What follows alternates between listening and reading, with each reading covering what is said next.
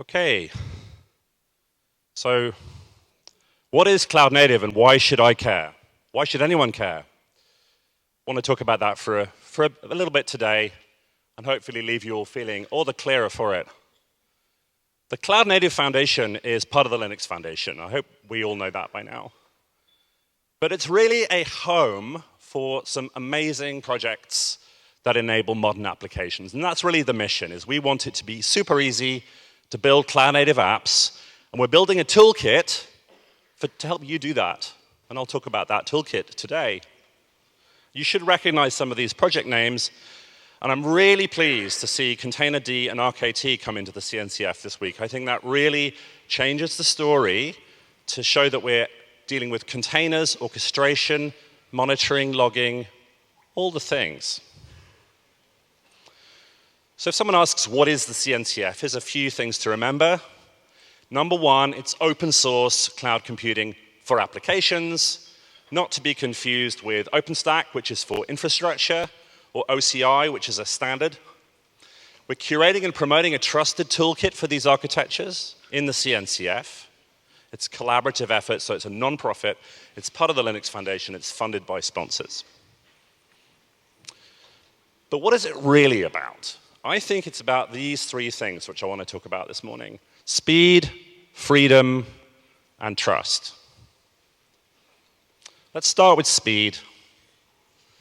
Cloud Native began nearly 10 years ago with a few different companies like Heroku is one, Netflix is another. They had this idea that instead of sending DVDs over the normal snail mail to subscribers, they would have an online service for movies and television, and it would just work. Wherever you were, whenever you wanted to watch something, you would press a button and you could watch whatever you liked.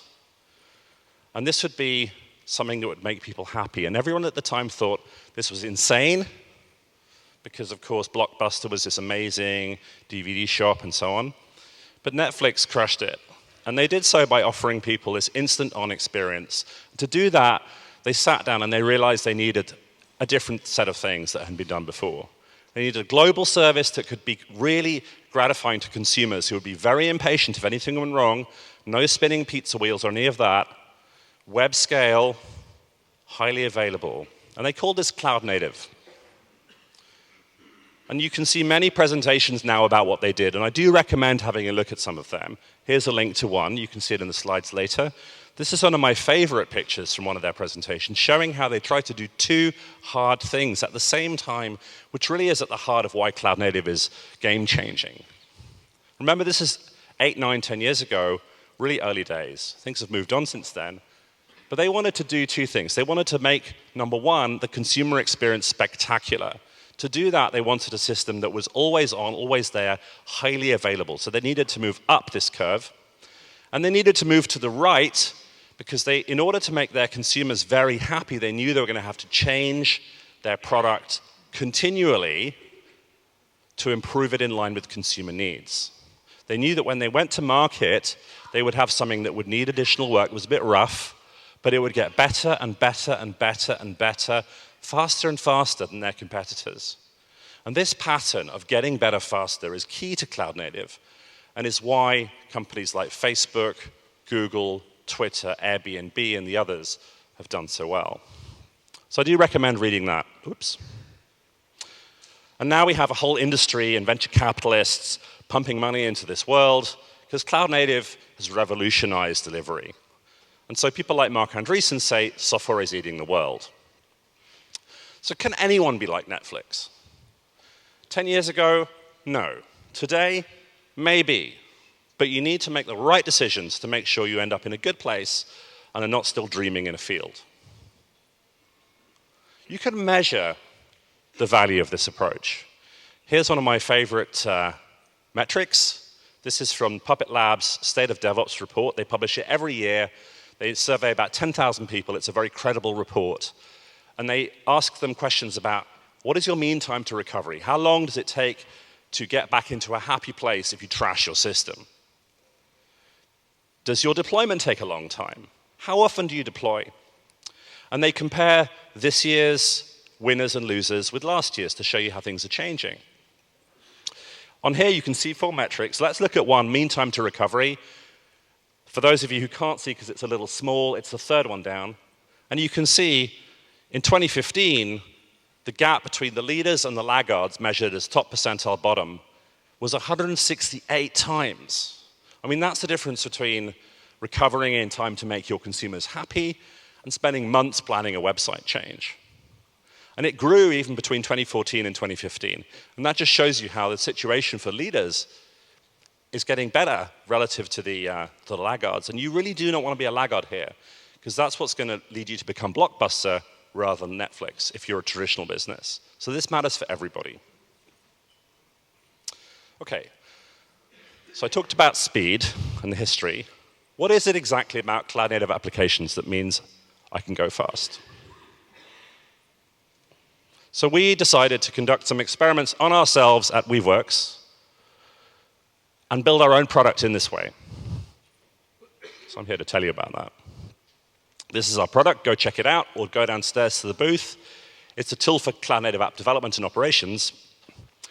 But really, it has many properties that are similar to the goals and aspirations of a Netflix or a Twitter.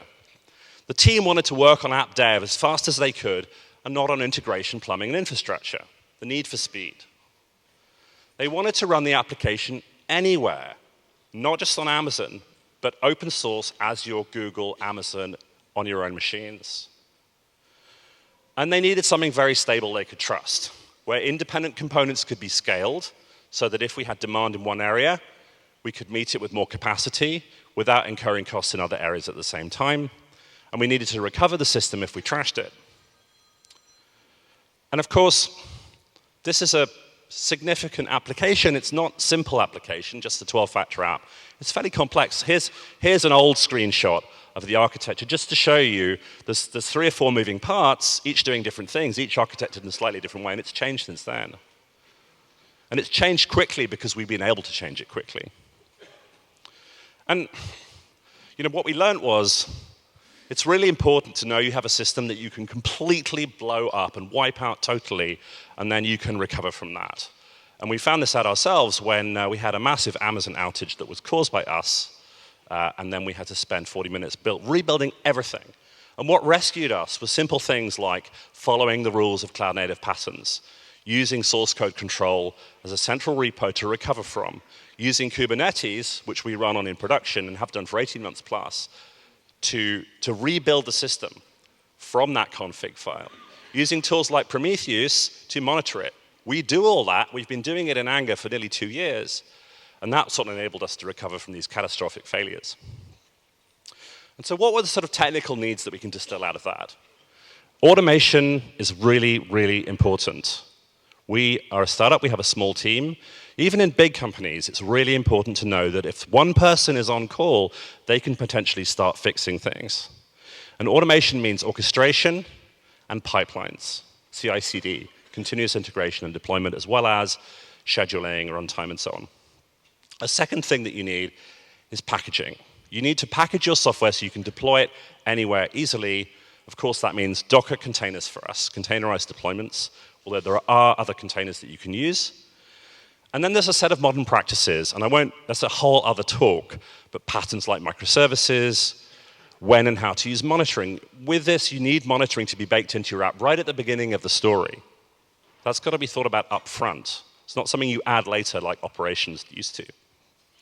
And so this distills down the patterns that I think, and the CNCF thinks, are needed in this new era of modern architectures.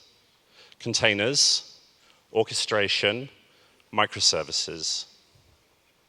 Here's Adrian Cockcroft, now at Amazon, formerly at Netflix. I strongly recommend you look at some of Adrian's presentations because he talks about these patterns all the time. He's a really great presenter. Okay, so patterns. If we want to implement these patterns, what are the open source tools that we need to use to do that? So here's a picture I showed you earlier. There are some tools that you can trust. They've been picked by the TOC, the technical committee at CNCF, because these are high-quality projects. They've been validated, and there's been due diligence conducted on them. They're fast-moving. Users like them. the teams are good, and we think they're going places. You'll notice that there's some duplication in functionality here. Containerd and RKT do similar things. They're different takes on what it means to be a container engine, and we think this is a good thing, because it means you have choice. And that makes interoperability easier, which means integration is less expensive. And this set will grow. Here's the potential landscape that we're looking at. I mean, this is an amazingly complicated picture. We've tried to simplify it by putting things into boxes. But as you can see, if you're starting from scratch yourself, where do you start? What do you choose? And we're trying to help you make good decisions here. So let's see what we've got so far. There you go. There are 9 projects in the CNCF. Some others are knocking on the door a little bit. And we hope there'll be more in the future. And we hope that ultimately this will be a toolkit that anyone can use to build applications. And also other software vendors can package up into new formats like platforms and serverless and so on. OK, so that's the open source. And I talked about the need for speed and the tools that support it. So why do we need a foundation? Who cares about foundations?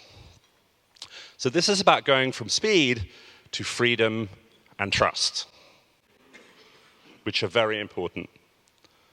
Who here has read Isaac Asimov's Foundation novels? There are a few old enough people who have done that. I think they're great, by the way. So is the Foundation kind of like that? Well, a little bit. Is it like Star Trek, collaborating powers? Yes, it is a bit like that too. Is it some sort of karmic force of goodness? I hope so. Maybe. The Linux Foundation is really a trusted brand safeguarding Linux and other open source projects for the long term. Not for the next 5 minutes, but for decades. Microsoft is part of the Linux Foundation now. It's a nexus for collaboration and trust between people who in company terms might be enemies. And everybody knows about Linux and this open source brand. So it made so much sense when a couple of years ago, several companies got together to form the CNCF, initially as a home for Kubernetes, to work with Linux Foundation and adapt it to this need. And so that established trust. But where does freedom come in? Freedom is about Lockin, freedom from Lockin. So Mark Andreessen said software is eating the world. But for a long time, open source has been kind of eating software.